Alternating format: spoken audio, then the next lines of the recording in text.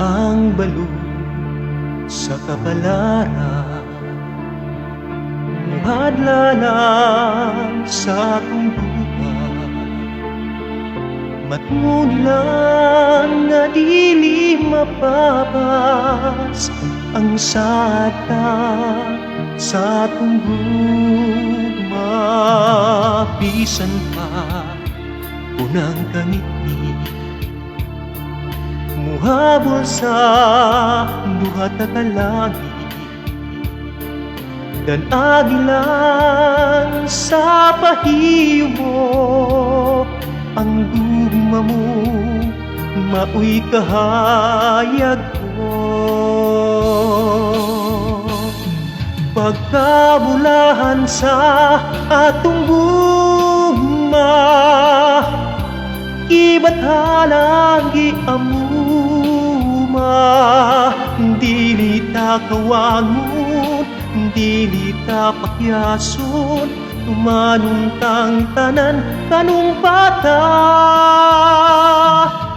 Bisan pa sa kamatayon, ang gugma taway kamatayon.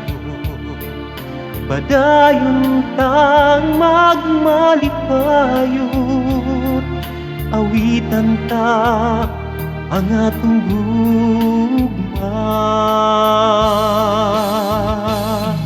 Pagkabulahan sa atong gugma, gibathala giamuma, dili ta kawangon, dili ta pakyason, tumanon tang tanang panumpata.